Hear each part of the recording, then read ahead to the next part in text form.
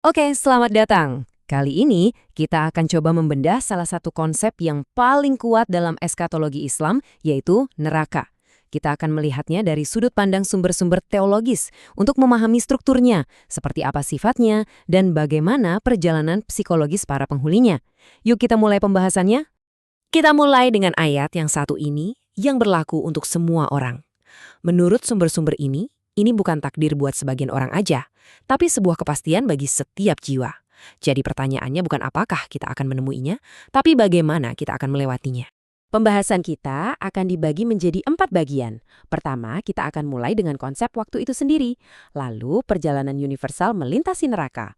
Kemudian, kita akan masuk ke dalam neraka itu sendiri. Dan terakhir, kita akan menjelajahi keadaan psikologis para penghuninya. Oke, pertama-tama kita perlu pahami dulu panggung di mana semua ini terjadi. Ini adalah fase terakhir dari keberadaan kita, sebuah fase kehidupan yang paling panjang dan mutlak. Hidup kita di dunia ini kan dibagi jadi beberapa fase ya. Ada masa kecil, dewasa, tua, semuanya terbatas. Nah, zaman terakhir ini beda banget. Sifatnya kekal, tak terbatas, dan absolut. Nggak ada akhir, nggak ada perubahan. Cuma ada satu keadaan yang berlangsung selamanya.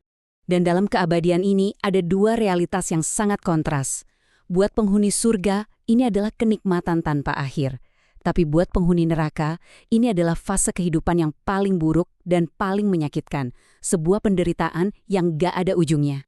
Nah, sekarang kita beralih ke perjalanan yang ternyata harus ditempuh oleh setiap jiwa. Sebelum sampai ke tujuan akhir, setiap orang harus melakukan perjalanan yang sama. Sebuah penyeberangan di atas neraka. Jembatan ini dikenal sebagai As-Sirat, sebuah ujian universal yang membentang di atas seluruh jurang api. Nggak ada jalan lain, semua harus lewat sini. Tapi pengalaman orang-orang soleh ini kontras banget. Mereka nggak merasakan panasnya sama sekali. Justru sebaliknya, cahaya mereka begitu kuat sampai-sampai neraka sendiri merasa terancam dan menyuruh mereka untuk lewat dengan cepat supaya apinya nggak padam. Gambaran yang sangat kuat kan? Sekarang kita akan masuk lebih dalam lagi. Setelah melihat perjalanannya, mari kita periksa tempatnya itu sendiri. Seperti apa sih sebenarnya sifat-sifat neraka menurut sumber-sumber ini? Sumber-sumber ini ngasih gambaran yang sangat spesifik. Bahan bakarnya katanya adalah manusia dan batu. Penjaganya adalah malaikat-malaikat yang tegas dan kasar, yang menjalankan perintah tanpa kompromi sedikit pun. Lingkungannya digambarkan tertutup rapat, kayak panci yang ditutup, jadi nggak ada celah buat kabur. Dan apinya? Api yang menghanguskan segalanya sampai habis cuma untuk mulai dari awal lagi. Biar kita kebayang seberapa dahsyat intensitasnya, ada sebuah hadis yang menyatakan bahwa api yang kita kenal di dunia ini cuma 1 dari 70 bagian api neraka. Para sahabat waktu itu dilaporkan berkata, "Wahai Rasulullah, api yang ini saja sudah cukup untuk menyiksa." Tapi dijawab, kalau neraka masih punya 69 bagian lain yang masing-masing sepanas api kita. Proses penciptaan apinya ini juga dijelaskan.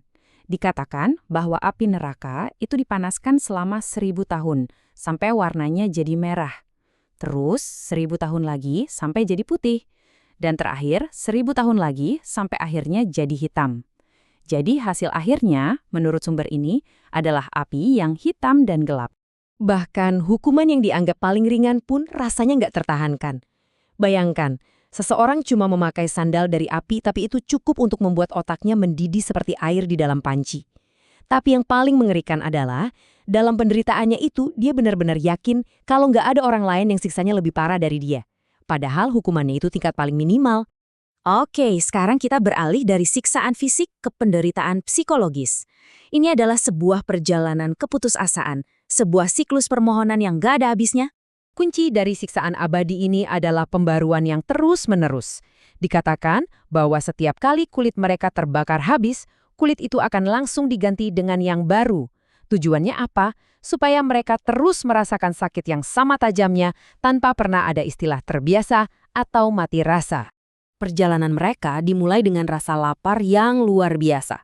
Mereka memohon makanan tapi yang dikasih malah tanaman berduri yang nggak menghilangkan lapar dan justru bikin mereka tersedak. Waktu tersedak, mereka ingat air dan memohon minum. Tapi yang mereka dapat adalah air mendidih yang saking panasnya bisa menghanguskan wajah dan menghancurkan organ dalam mereka. Karena makin putus asa, mereka coba minta tolong ke para penjaga neraka, para malaikat yang bertugas. Tapi para penjaga itu cuma mengingatkan mereka kalau para rasul dulu sudah memperingatkan, dan doa mereka sekarang nggak ada gunanya. Permohonan mereka pun makin menjadi-jadi. Mereka memanggil penjaga utama neraka, Malik. Dan yang mereka minta bukan lagi keringanan, tapi pemusnahan total. Mereka memohon agar Tuhan mereka mengakhiri saja keberadaan mereka. Dan setelah permohonan putus asa untuk mati ini, yang terjadi adalah keheningan. Sebuah keheningan yang, menurut sumber, berlangsung selama 1000 tahun. Coba bayangkan, menunggu jawaban selama 1 milenium sambil terus-menerus disiksa. Setelah 1000 tahun penantian itu, jawaban Malik akhirnya datang. Singkat, tajam, dan langsung menghancurkan semua harapan untuk bisa berakhir. Dia cuma bilang, sesungguhnya kamu akan tetap tinggal. Nggak ada jalan keluar, bahkan lewat kematian sekalipun. Karena nggak ada lagi tempat untuk berpaling, mereka mengajukan permohonan terakhir mereka kepada otoritas tertinggi, langsung kepada Tuhan. Mereka memohon kesempatan kedua, berjanji bakal mengubah jalan hidup mereka dan berbuat baik. Jawaban yang datang adalah yang paling final. Ini bukan cuma sebuah penolakan, ini adalah perintah untuk diam selamanya. Pintu komunikasi ditutup secara permanen. Tinggallah dengan hina di dalamnya dan jangan berbicara kepadaku. Dengan jawaban terakhir itu, semua harapan benar-benar padam. Mereka masuk ke dalam keadaan putus asa yang mutlak. Yang tersisa hanyalah ratapan dan penyesalan abadi. Tangisan mereka begitu hebat, sampai dikatakan kalau air mata mereka awalnya mengalir seperti sungai. Dan waktu air mata itu habis, mereka menangis darah. Saking banyaknya sampai sebuah kapal bisa berlayar di atasnya. Jadi, kita sudah melihat deskripsi yang sangat rinci dan terus terang, mengerikan, tentang sebuah tempat hukuman abadi. Sebuah peringatan yang sangat jelas. Pertanyaan yang tersisa untuk kita renungkan adalah, di balik semua kengerian ini, apa pesan mendasar yang sebenarnya coba disampaikan oleh peringatan ini?